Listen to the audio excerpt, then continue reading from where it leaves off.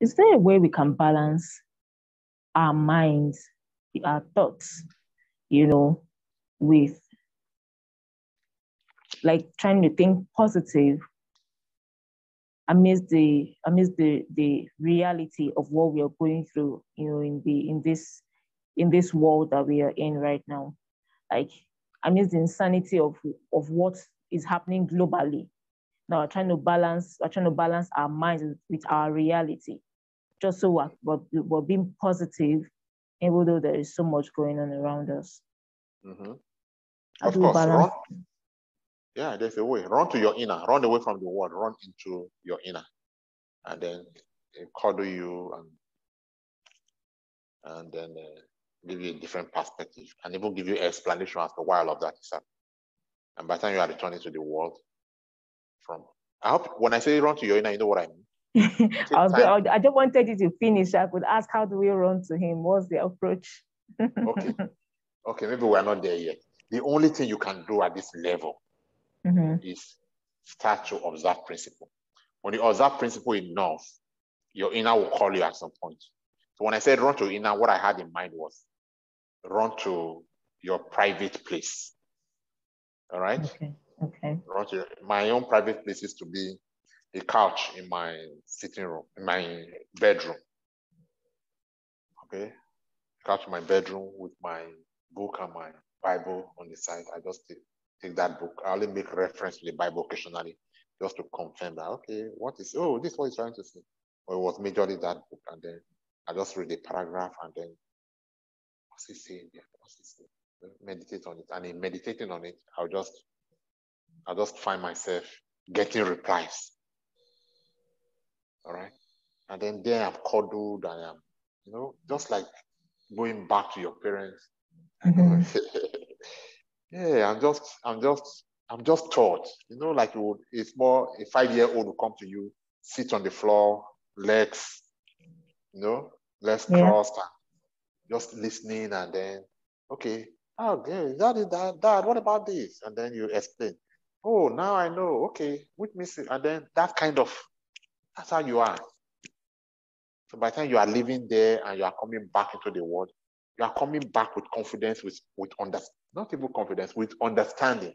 And it's not the understanding that fills these other holes that all those other empty thoughts that you felt, there was something wrong. You now say that, well, that's how it is meant to be. You now have understanding.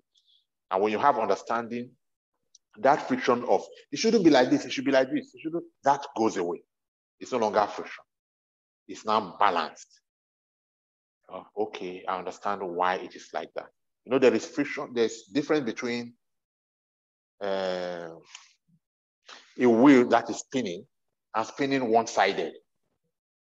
Or, okay, maybe that's even too difficult. When two metals are rubbing on each other, like jars of a motor, for example.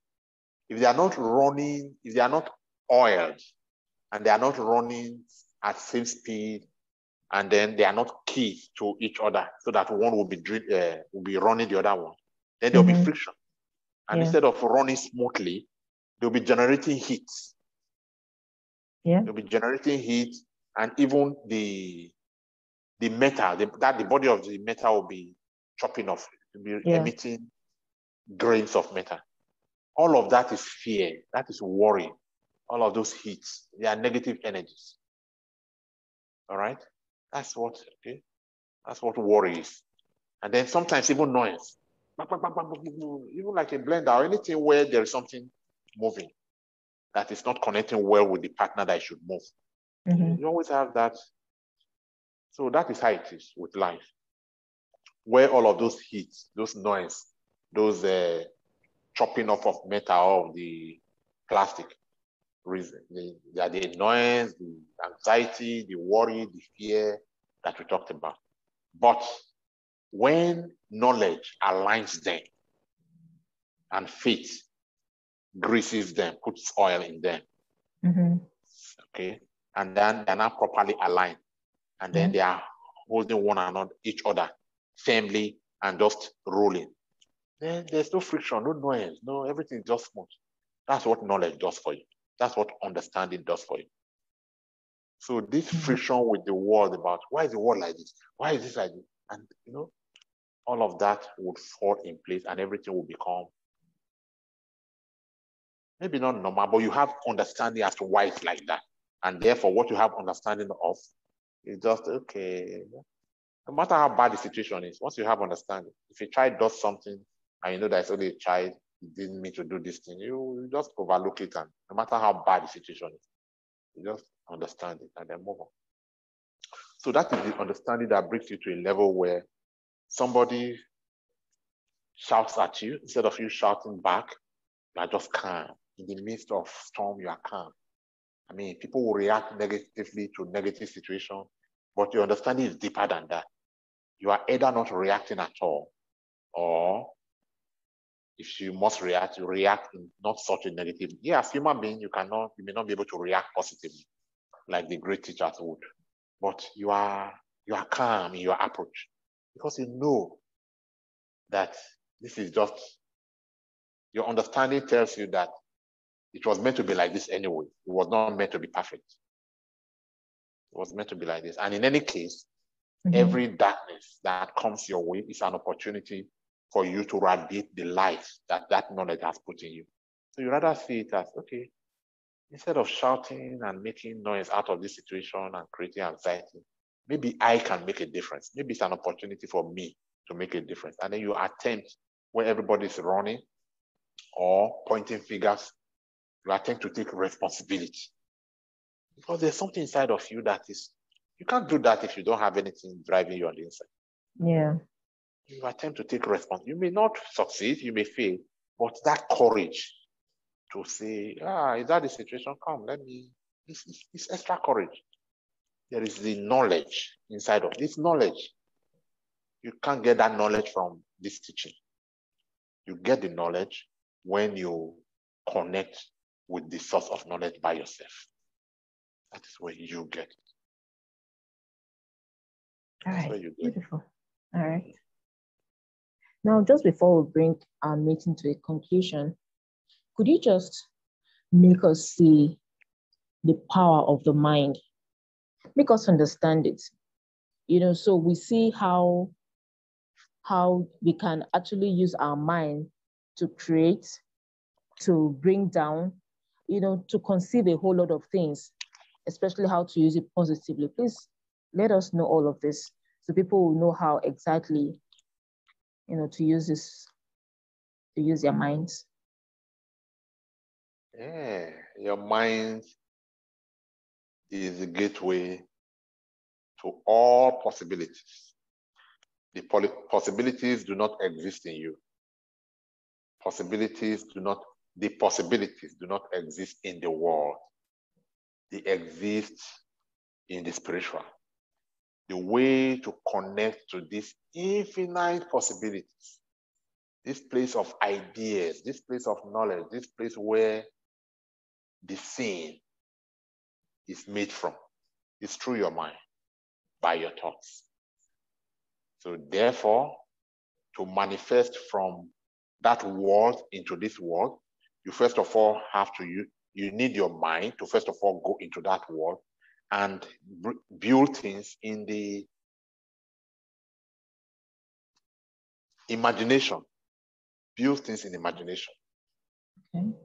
All right. So you connect by your thoughts, using your thoughts to the spiritual, and then you build things. Just like going into a room with so many possibilities and then take one thing. You try to use Lego to build a house, for example. And then it is only after you have seen it in your imagination, you have seen, oh, okay. That is when you have moved it from the spiritual to the intermediate. And then from that intermediate, you can now manifest it through your mind. All of this was in your mind. And now manifest it to the physical. So before you even talk about, I'm going to build a house, for example, that's the simplest example. I'm not talking about all these new apps and new discoveries about going to space, about building spaceships and all of these other complex ones. But let's even say a simple example of this is what I need to bring to reality.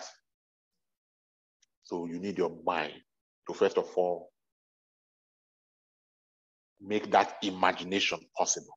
It is only after it is possible in your imagination that that picture, that dream that you have established in your mind, you cannot bring it to the physical. So without your mind, how are you going to imagine? How are you going to use?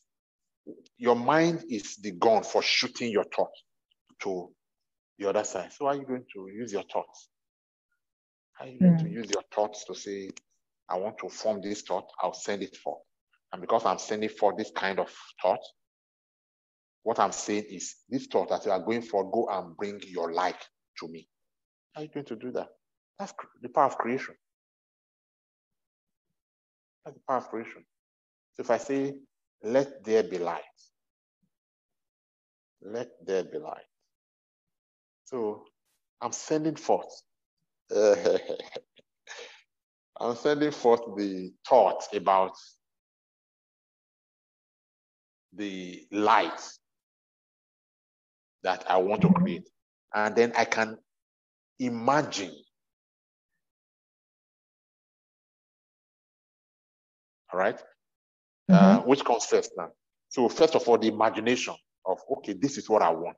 This is what I want. Okay, based on this imagination, now let there be light. So I'm sending forth the kind of energy of what I just created. Maybe not in the physical, but at least in my imagination, I already know what I want. Sending forth the energy. So when the energy, depending on how big my bandwidth is and how pure that energy is, might have the capacity to draw similar energy to me at a much faster rate than somebody else who is probably just practicing these things and is not so, is still a child in the practice. And then I can easily manifest this. So when I say, let there be light, and then maybe not instantly, after 3, 4, 5 years of hard work, and there was light, it was because I used my mind to first of all imagine it. It happened in my mind first. So without the mind, or if you have the mind and you are not making use of the mind, these are the things you are depriving yourself of. Okay.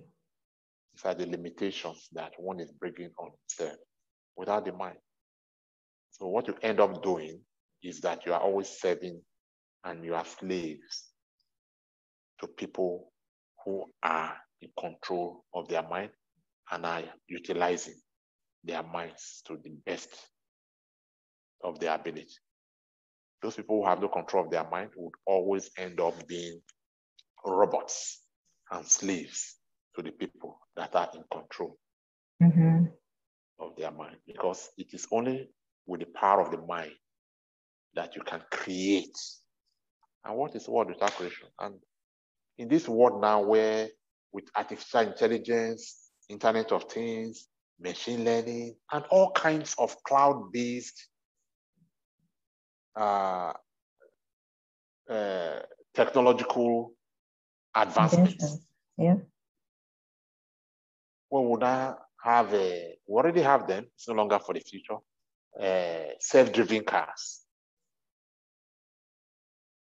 So what job is going to be left to human to do if you are not in control of your mind?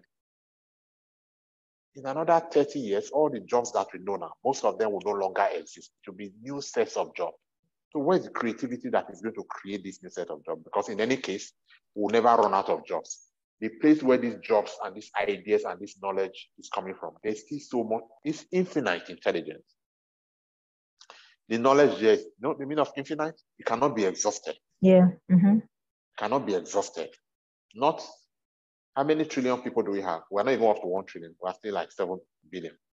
Even if we had 7 trillion people on Earth, we have not scratched the surface of the intelligence that is available there. So if you cannot join this awakening, this new realm of future human beings, to begin to develop your skill to go there and take for yourself what you want, then you find yourself always envying people. Okay. Because you feel that they have so much and you don't have. When you can also go to where they got it from and manifest your own from there. You find yourself hating people. You find yourself around all the negative vices simply because you believe that what is available is limited and they already have access, depriving you access. No, it is because you don't have control of your mind, and therefore you cannot use it to go through the process that I just explained, to also go and manifest your own from there. Infinite treasure is available there. So by the time these new technological advancements take over, then what are the jobs that you are going to do if you are not able to go there and pick your own new creation and build your own new world in this apparently over, what's the word now? In this world where all the jobs are oversaturated world of technology. Yeah. So at one time it's going to be saturated and there'll be nothing new to do other than to go and take something new there by yourself. The only other option would be to remain slaves to people who are able to go there. And then they use you. It's okay. I mean, we cannot all be masters, but it will be more beneficial, much more fulfilling if you had your own mind and therefore you can be master of your own rather than being slaves. Because the very idea of these teachings and this exposure, this awakening, is to move you from being slave, from being just there, to being master of something, into fulfillment, to self-actualization, into coming to consciousness of, why am I here? What did I come here for? If you do not get answers to these questions, then you cannot have a fulfilled life. All right. Thank you so much for your time, sir. It's been a wonderful meeting today.